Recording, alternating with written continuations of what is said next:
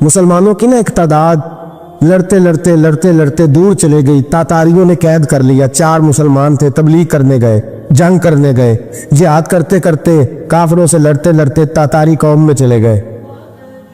वह कैद कर लिए गए तो सजाए मौत का हुक्म हुआ। 4 बुजुर्ग थे, सजाए मौत का हुक्म हुआ तो तातारी बादशाह जो था वो बड़ा खिलाफ था, बड़ा सख्त मुखालिफ था मुसलमानों के। उसने कहा कि इनको जब फांसी देना ना मुसलमानों को तो मेरे सामने देना। अब 4 आलिम है, 4 सूफी है, सफेद दाढ़ियां, सर पे इमामे। फांसी का वक्त आया तो जो फांसी घाट है वो एक है, चारों को इकट्ठे फांसी नहीं हो सकती। एक को कहा कि एक एक करके इनको फांसी दो।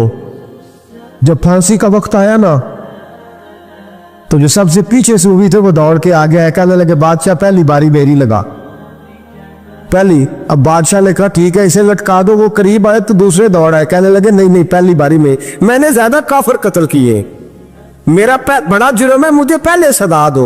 उनको फांसी देने लगे तो तीसरे आ गए, कहने लगे नहीं ये तो मेरा कत्ल करता था, रास्ते मैं बताया करता, ढूंढ के मैं बतलाता था कि यहाँ ज्यादा तादाद है, मुझे पहले फांसी दो। तीसरे के साथ बात हो रही थी तो चौथा दौड़ा आया, कहने लगा ये रास्ते बताता था, ये तबलीग करता था, ये सारा कुछ करता था, लेकिन कहा ये कहते थे चलो वापस चलते हैं, मैं जाने नहीं देता था, मैं कहता था और काफिर मारने और इलाके फतह करने, मेरा जुर्म बड़ा है, मुझे पहले फांसी दो। बादशाह कहने लगा मुझे 35 साल हो गए हुकूमत करते, बड़ी दुनिया को फांसी दी है, लोग तो एक दूसरे को धक्के लेते हैं कि पहले तू जा पहले तू जा, और तुम कैसी कौम हो कि एक दूसरे पे कुर्बान हो रहे हो। कहने लगा तुम एक बाप की औलाद हो, जाग रहे हैं आप लोग। तातारी बादशाह, काफिर बादशाह, इस्लाम की मुखालफत करने में, एक बाप की औलाद हो का नहीं, एक कबीले के रहने वाले हो का नहीं, एक मुल्क के रहने वाले हो नहीं। उसने कहा रिश्ता क्या है, तुम्हारा रिश्ता क्या है? तो बोल के कहने लगे खुदा एक है, नबी एक है। खुदा एक है और नबी मुनफत एक है, इस कौम की नुकसान भी एक ही सबका नबी, अल्लाह भी, कुरान भी एक। क्या ही अच्छा था होते अगर मुसलमान भी एक, यूं तो सैयद भी हो, मिर्जा भी हो, अफगान भी हो, तुम सभी कुछ हो बताओ कि मुसलमान भी हो। फरमाया हमारा अल्लाह एक है, नबी एक है, तो कहा फिर एक दूसरे पर जान क्यों देते हो? फरमाया हमारे नबी ने हमें भाई भाई बना दिया है, भाई का दिल नहीं करता उसकी आंखों के सामने भाई चला जाए, हमारा दिल नहीं करता पहले मुझे दे पहले मुझे दे। बादशाह कहने लगा तुम्हारा जज्बा मुझे मुतासर कर गया, जाओ मैं तुम चारों को आजाद करता हूं, तुम्हें आजाद करता हूं। मेरे दोस्तों ये रंग था, देखे ना, ये इस तरती ने निजाम देखा ना, इस फलक ने पहली बार देखा, इस जमीन ने पहली बार। और मेरे हज़रत फरमाया करते थे जमीन तड़प के रोई, उसने पहली दफा देखा।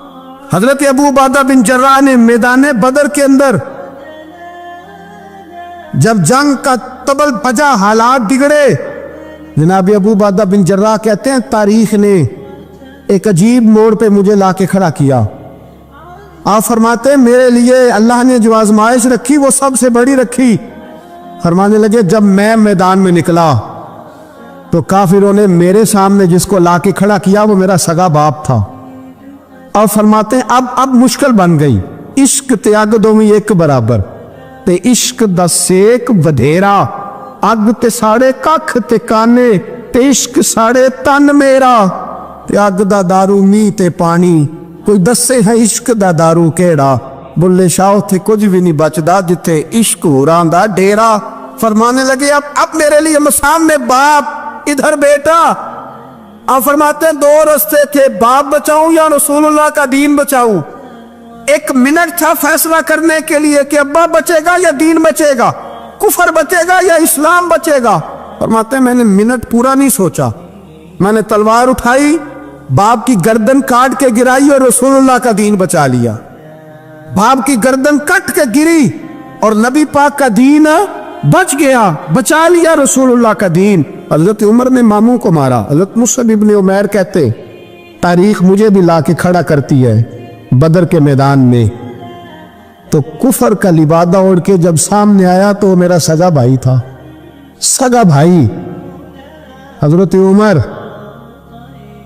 मुल्क शाम जाते हैं, جب فتح ہوتے ہیں حضرت سعد بن ابی وقاص بلاتے ہیں شام جاتے ہیں تو حضرت عمر کہتے ہیں شام آئے ہیں یار سب سے پہلا کام یہ کر بلال کا تو پتہ کر. یہاں سنا ہے بلال حبشی کا مکان بھی کہیں نیڑے نیڑے ہے, پتہ تو کر. حضرت بلال حبشی حضرت سیدنا سعد کہنے لگے حضور بلا نہ لے. فرمایا نہیں, وہ مصطفیٰ کا غلام ہے تو میرا تو امام ہے, میں گھر ملنے جاؤں گا. گھر رحماؤ بینہم, کالے رنگ کے حبشی غلام سیدنا بلال حبشی کو ملنے گھر گئے اور جناب عمر جا کے بیٹھک میں انتظار کرنے لگے, گویا ڈرائنگ روم میں بیٹھے انتظار ہونے لگا. جناب سیدنا بلال آئے تو حضرت عمر اٹھ کے کھڑے ہوئے. ملک شام کے لوگوں نے یہ منظر عجیب دیکھا کہ جناب عمر فاروق ایک حبشی کے لیے کھڑے ہوئے, اور جب کھڑے ہوئے تو حضرت بلال کہنے لگے عمر بیٹھ جاؤ, یہ کیا کر رہے ہو؟ حضرت سیدنا عمر رو پڑے, کہنے لگے بلال تو حبشی پہلے تھا, جب سے رسول اللہ کا غلام بنا ہے ساری امت کا امام بن گیا, ساری امت کا تو امام بن گیا ہے جب سے تو نبی پاک صلی اللہ تعالی علیہ وسلم کا غلام بن. بھائی یاد رکھے جب اشداء علی الکفار کی بات تھی تو اپنے سگے قتل ہو گئے, اور جب رحماء بینہم کی بات تھی تو پھر یہ نہیں دیکھا یہ حبشی ہے. توجہ ہے میری بات پر, جان رہے نا آپ لوگ, ادھر دیکھیں, پھر یہ نہیں دیکھا کہ یہ حبشی ہے, یہ رومی ہے, یہ کون ہے, پھر یہ دیکھا کہ یہ رسول اللہ کا غلام ہے صلی اللہ. ہمارے ہاں تو نفرتیں پھیل گئی ہو, او بس کرو جی بنگالیوں سے جان چھڑاؤ, او بس کرو جی فلانے سے, او بس کر یار, رہن سہن اپنا اپنا ہوتا ہے, لیکن مسلمان جس طرح کا بھی ہو اس کے ساتھ نفرت کرنے کی اجازت نہیں ہے. پہلی بات اشداء علی الکفار, دوسری بات رحماء بین. اب تیسری بات ہے تراہم رکعا سجدا یبتغون فضلا من اللہ ورضوانا. میں نے شروع میں بات کی تھی نا کہ اگر خانہ کعبہ میں 40-50 لاکھ حاجی مل کے دعائی مانگ لیتا مل کے تو کمال ہو جاتا. حضرت ابو بکر صدیق رضی اللہ تعالیٰ عنہ سے کسی نے پوچھا تھا بدر میں فتح کیسے ہوئی؟ ابھی مسلمان کہتے ہیں نہیں جی کیسے لڑیں گے جی, ہمیں اپنا بڑا مسئلہ ہے. یہ کمزور لوگوں کی باتیں, کمزور جو خدا والے ہوتے ہیں ان کی یہ سوچ نہیں ہوتی. یہ آرزو کرم اور میں آپ سے کروں, یہ بھیک اس کو جی دیے جس کا خدا نہ ہو. یہ کمزور لوگ ہیں جو کہتے ہیں نہیں کیسے ہوگا, کس طرح ہوگا, جن کو پتا ہو کہ ہماری غیبی طاقت ہے. ہماری حضرت ابو بکر صدیق رضی اللہ تعالیٰ پوچھا جناب بدر میں کیسے جیت گئے؟ تلواریں زیادہ تھی, نیزے زیادہ تھے, یا آپ کو جاسوسی زیادہ تھی, پتہ زیادہ تھا کہ یوں قابو آئیں گے کافر؟ ابو بکر صدیق فرمانے لگے نہ نیزوں سے جیتے نہ تلواروں سے جیتے, ہم جو بدر میں جیتے ہیں تو مصطفیٰ کی نمازوں سے جیتے. ہمیں جو بدر میں کامیابی ملی تو رسول اللہ کی دعاؤں کی برکت سے ملی. فرمانے لگے کافر ساری رات شرابیں پیتے رہے, ساری رات وہ ناچ گانے میں مصروف رہے, اور میں حضور کے خیمے میں موجود تھا, نبی پاک ساری رات نماز پڑھتے رہے, ساری رات حضور نماز پڑھتے رہے, ساری رات اللہ سے دعا کرتے رہے. فرمایا صبح جو کامیابی ملی تو یہ مصطفیٰ کی نمازوں کی برکت سے ملی. ایک بزرگ کی میں بات سن رہا تھا, وہ کہہ رہے تھے اب نمازیں عبادتیں ریاضتیں بعد میں کرنا, پہلے جہاد کرو. کہہ رہے تھے اب نکل کر خانقاہوں سے ادا کا رسم شبیری, عبادتیں ریاضتیں تلاوتیں درود بعد میں ہوگا, پہلے جہاد. تو میں نے کہا صاحب عبادتیں تلاوتیں درود ہو کہاں رہا ہے, پہلے وہ جگہ تو بتائیں. خانقاہوں پہ تو عرس ہو رہا ہے, سال کے بعد ڈھول لگ رہا ہے. وہ جو زمانہ تھا نا کہ خانقاہ شریف پہ شام تک قرآن مجید ختم ہوگا, فجر کے بعد 50,000 درود پڑھا جائے گا, وہاں لوگ آئے ہیں تو وہاں ذکر کرتے کرتے لوگ اس قدر مست ہوئے کہ انہیں ہوش ہی نہیں کہاں کہ کہاں گئے, وہ تو دور ختم ہو گیا. اب کہاں ہے خانقاہ میں؟ اب تو نظر نیاز رہ گئی, ختم شریف رہ گیا, عرس پاک رہ گیا, باقی تو معاملہ ختم ہے. وہ کہاں گیا معاملہ سارا؟ بھائی دعائیں التجائیں. شہاب الدین غوری سے پوچھا جناب فتح کیسے ہوئی؟ کہنے لگے خواجہ معین الدین اجمیری کی دعاؤں کی برکت سے. فرماتے ہیں بابا دعا مانگتا تھا, ہم جہاد کرتے تھے, اللہ کامیابی دے دیتا. بھائی وہ عبادت, وہ ریاضت, وہ مسلمان جو رات کو اپنے رب کو منا لیا کرتا تھا, وہ اپنی عبادت کے زور پر اللہ تبارک و تعالیٰ کی بارگاہ میں آہو زاری. حضور نے فرمایا الدعاء صلاح المومن, دعا مومن کا ہتھیار ہے. دعا مومن کا, بول کے بتانا ہے, دعا مومن کا. فرمایا مومن یہ ہتھیار چلا سکتا ہے، یہ ہتھیار کافر کے پاس موجود ہے۔ حضرت زید بن حارثہ رضی اللہ تعالیٰ عنہ کو نہ پکڑ کے کچھ کافر ان کو پکڑ کے لے گئے تو ایک درخت کے ساتھ باندھ لیا، کہنے لگے تمہیں قتل کریں گے، حضور کے صحابی ہیں رضی اللہ تعالیٰ۔ جب کافر آپ کو قتل کرنے لگا نا تو انہوں نے درخت کے ساتھ اچھی طریقے سے ٹانگیں باندھ لی، ہاتھ باندھ لیے، گردن باندھ لی، کہنے لگا بلا اپنے رب کو۔ تو حضرت زید رضی اللہ تعالیٰ عنہ فرمانے لگے میں تو شہید ہونے کو تیار تھا، لیکن تو نے آزمانے کا پروگرام بنایا تو ٹھیک ہے، میں پھر بلانے لگا ہوں اپنے رب کی مدد کو، اے اللہ مدد فرما۔ اس نے اتنی دیر میں تلوار نیام سے نکال لی، اے اللہ مدد فرما۔ اس نے جب تک دونوں ہاتھوں میں تلوار سونت لی، اے اللہ مدد فرما۔ جب تیسری بار آپ نے یہ کہا تو اس نے تلوار اٹھائی، کہا اللہ مدد فرما۔ حضرت زید رضی اللہ تعالیٰ عنہ کہتے ہیں جب چوتھی بار میری زبان سے لفظ نکلے، کافر کے ہاتھ میں تلوار تھی پر گردن بھی اس کی کٹ کے نیچے گر گئی، گردن کٹ کے اسی وقت نیچے گری۔ مجھے کسی نے کھولا، نہ مارنے والا نظر آیا، نہ گردن کاٹنے والا نظر آیا، نہ مجھے کھولنے والا۔ تو میں نے کہا آنے والے تو بتا تو سوئی تو کون ہے؟ تو کہنے لگے میں جبریل امین ہوں، میں جبریل امین ہوں، میں جبریل، مجھے دشمنوں نہ چھیڑو، میرا ہے کوئی جہاں میں، مجھے دشمنوں نہ چھیڑو، میرا ہے کوئی جہاں میں ابھی پکار لوں گا، نہیں دور ہے مدینہ۔ کہا جب تو نے، حضرت جبریل کہنے لگے جب تو نے پہلی دفعہ کہا نا اللہ مدد فرما تو میں سدرۃ المنتہا پہ تھا، مجھے حکم ہوا جبریل دیر نہ کرنا۔ فرماتے ہیں جب دوسری دفعہ تو نے کہا نا اللہ مدد فرما تو میں 7ویں آسمان پہ تھا، اور جب تیسری دفعہ کہا مدد فرما تو میں پہلے آسمان پہ تھا، اور فرمایا جب تو نے کہا چوتھی دفعہ اللہ مدد فرما تو میں تیرے سرانے کھڑا تھا، میں تیرے سرانے۔ تو بھائی اب تو اجتماعی دعا بھی نہیں رہی ہماری، اب تو یہ والا سوتا بھی، اکبر الآبادی نے کہا تھا مصیبت میں بھی اب یاد خدا ہم کو نہیں آتی، دعا منہ سے نہ نکلی جیبوں سے عرضیاں نکلی۔ اب بھی ہم کہتے ہیں کریں گے بات، سفیر کو بلائیں گے، ہم نے کہا ہے اس کو، تو مان جائے گا وہ آپ کی بات؟ وہ بچے کاٹ رہا ہے تو اس کو گھر بلا رہا ہے۔ ابھی تک ایک اتنا سا سٹینڈ کہ ان کا جو دفتر ہے سفارت خانہ وہ بند کر دیا جائے، اتنی بھی توفیق نہیں ہوئی۔ کہتے ہیں ٹھیک ہے شور شروع ہو رہا ہے بس چپ کر دیں گے سارے۔ خدا را خواب غفلت سے اٹھو، بیداری حاصل کرو، اور کچھ نہیں ہو سکتا تو کھل کے دعا تو مانگو ان کے لیے دعا تو مانگو۔ اللہ بڑا کریم ہے، وہ جب مدد کرنے پہ آتا ہے تو پھر بڑے بڑے کافروں کے مقابلے میں اپنے بندوں کی مدد فرماتا ہے۔ اور میں یہ پیغام دینا چاہتا ہوں عالم کفر کو بھی، یاد رکھیں رب کریم جب مدد کرنے پہ آئے تو اکیلے حضرت ابراہیم اور ایک طرف پوری ملت ہو تو اللہ اپنے خلیل کو بچا لیا کرتا ہے۔ رب کریم کی رحمت کاملہ جب فیصلہ کر لیتی ہے تو پھر نمرود جیسے سپر پاور طاقت کو رب کریم مچھر سے مروا دیا کرتا ہے۔ اللہ تبارک و تعالی، یہ تو مسلمان کا دعا والا سوتا ہی، وہ نکل کر خانقاہوں سے ادا کر رسم شبیری، یہ تو تب ہوگا جب خانقاہ کے اندر کوئی ذکر فکر عبادت ہو رہی ہو، اور جب وہاں حال ہی کوئی نہیں، وہاں تو رقص و سرور ہے، وہاں تو بس جھوٹی تعریفیں ہیں، ہر آدمی نے ایک بندہ ساتھ رکھا ہوا ہے تعریفیں کرنے کرانے والا، وہ تو معاملہ ہی اور ہو گیا ہے۔ حضرت سیدنا مولا علی شیر خدا کرم اللہ تعالیٰ وجہہ کریم ساری زندگی کہتے رہے اللہ علی نے میدان میں عمر گزاری ہے، اسے شہادت کی موت عطا فرما۔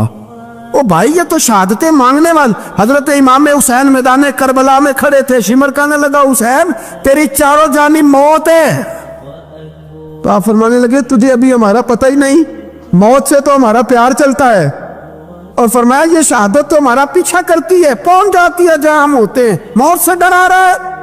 مسلمان کا مرنے کو دل نہیں کرتا، ورنہ وہ اتنی بڑی کوٹھی میں کون رہے گا؟ مرنے کو دل اس لیے نہیں کرتا کہ وہ جو 6 کروڑ 10 کروڑ ڈالر لوٹ کے رکھے ہیں، مر گئے تو کھائے گا کون؟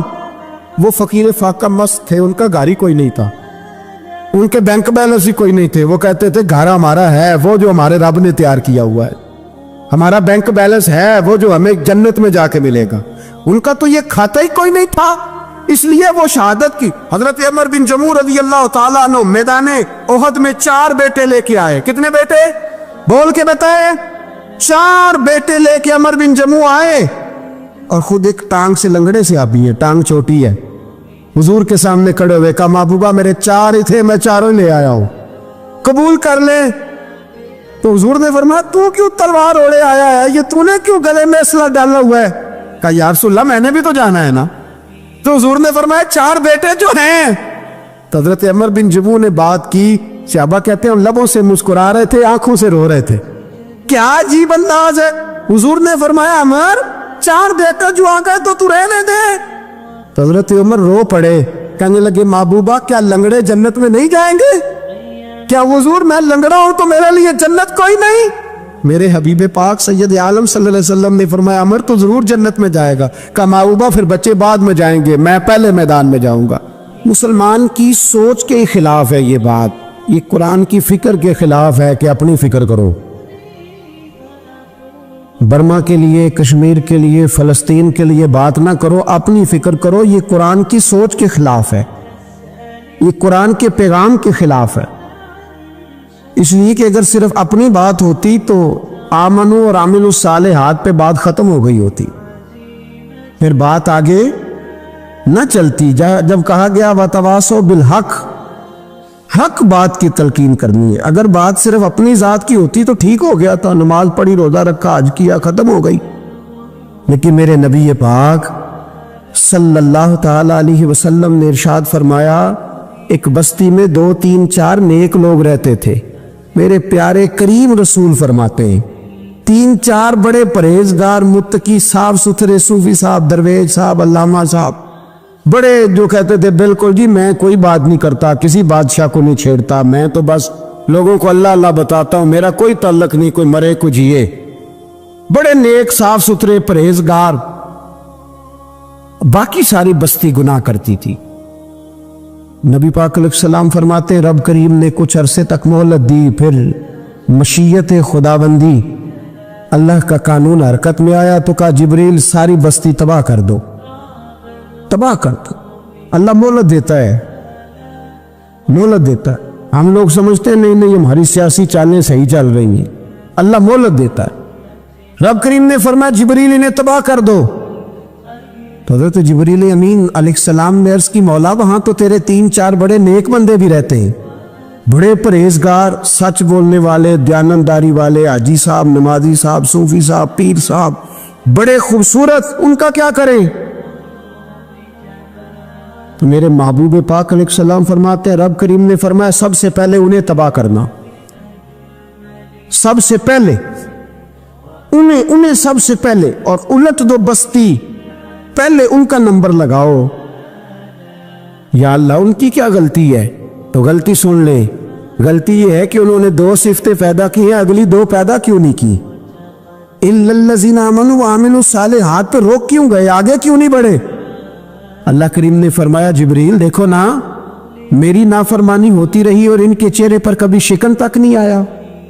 लोग मेरा कानून तोड़ते रहे, इन्हें कभी बुरा ही नहीं लगा, गुनाह देखकर कभी ख्याल ही नहीं आया बदलने का। मेरे भाई उम्मत मुस्लिमा अपने लिए तो आई नहीं दुनिया में, नबी पाक की इसलिए थोड़े आए थे कि पैसे कमाएं, दुनियादारी करें, झूठ सच मारें और रुखसत हो जाएं, बच्चे पैदा करें। ये काम तो हिंदू, सिख, बुद्ध मत सारे कर रहे हैं। तू फकत इस काम के लिए थोड़ी आया है। कुंतुम खैरा उम्मतिन उखरिजत लिन्नास, अल्लाह फरमाते हैं मेरे महबूब के गुलामों तुम बेहतरीन उम्मत हो, मैंने तुम्हें उम्मतों के भले के लिए पैदा फरमाया है, तुम्हें लोगों की इमामत के लिए दुनिया में भेजा है। ए नौजवान मुस्लिम, कभी ये तदब्बुर भी किया तूने? वो कौन सा गर्दू है जिसका है तू एक टूटा हुआ तारा? तूने कभी सोचा है तू क्या है? पता है तुझे? रोजी कमाओ, रोटी कमाओ, और अब तो बहुत सारे लोग झूठ की दुनिया में जिंदा हैं, झूठ बोलते हैं अपने आप के साथ भी, दाएं बाएं फ्रॉड कर रहे हैं अपनी जात के साथ, खौल बना लिया, उसमें बंद हो गए, बाहर ही नहीं निकली। अपने मुल्क की सोचो, अपनी बात करो। अल्लामा इकबाल ने पता क्या कहा था? इकबाल ने, ये सुनो, जो लोग कहते हैं पहले पाकिस्तान, बर्मा के मुसलमान, बाद में कश्मीर के मुसलमान, पहले सुनो इकबाल क्या कहते। इकबाल कहने लगे इन ताज़ा खुदाओं में बड़ा सबसे वतन है, ان تازہ خداؤں میں بڑا کون؟ وطن کی محبت ایمان کا حصہ، اس میں شک نہیں، لیکن اگر اسلام سے پہلے وطن آ گیا تو اقبال کہتے ہیں ان تازہ خداؤں میں بڑا سب سے وطن ہے، اور جو پیرہن اس کا ہے وہ مذہب کا کفن ہے۔ فرماتے ہیں جو وطن اوڑھ لیتا ہے اس نے اپنے مذہب کو دفن کر دیا۔ سب سے پہلے پاکستان نہیں، سب سے پہلے رسول اللہ کا دین ہے، سب سے پہلے قرآن ہے، سب سے پہلے نبی پاک کا فرمان ہے، سب سے پہلے امت مسلمہ ہے۔ ان تازہ خداؤں میں بڑا سب سے وطن ہے، جو پیرہن اس کا ہے وہ مذہب کا کفن ہے۔ اور اقبال کہنے لگے قوم مذہب سے ہے، مذہب جو نہیں تم بھی نہیں۔ قوم مذہب سے ہے، مذہب جو نہیں، کو نہیں سمجھ آ رہی آپ کو میری بات؟ قوم کس سے ہے؟ پاکستانی ہونے سے، پنجابی ہونے سے، سندھی بلوچی پٹھان ہونے سے؟ نہ، قوم مذہب سے ہے، اور مذہب جو نہیں تم بھی نہیں۔ یہ کیسے ہو سکتا ہے کہ مذہب نہ ہو اور بندہ زندہ رہے؟ یہ کیسے ہو سکتا ہے؟ بھائی کافر نے اصل میں جاگ ہی نہیں رہا، میں جاگتا ہی نہیں، میں جیب کی سوچتا ہوں، مسجد کی سوچتا ہوں، خانقاہ کی سوچتا ہوں، مدرسے کی سوچتا ہوں، دکان کی، سارا دن تو اس چکر میں لگا رہتا ہوں لوگوں کو ثابت کرنے میں کہ میں صحیح ہوں باقی غلط ہے۔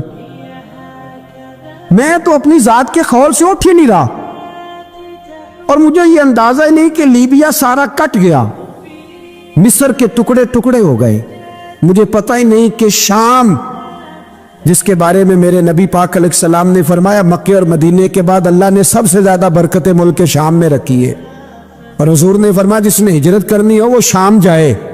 اتنا اعلیٰ ملک سارا کٹ گیا، 4 ہزار لوگ ایک دن میں قتل ہو گئے، پر میرا گھر آباد ہے نا، کوئی حرج نہیں، وہ کٹتے ہیں تو وہ دور ہیں، کٹتے رہے۔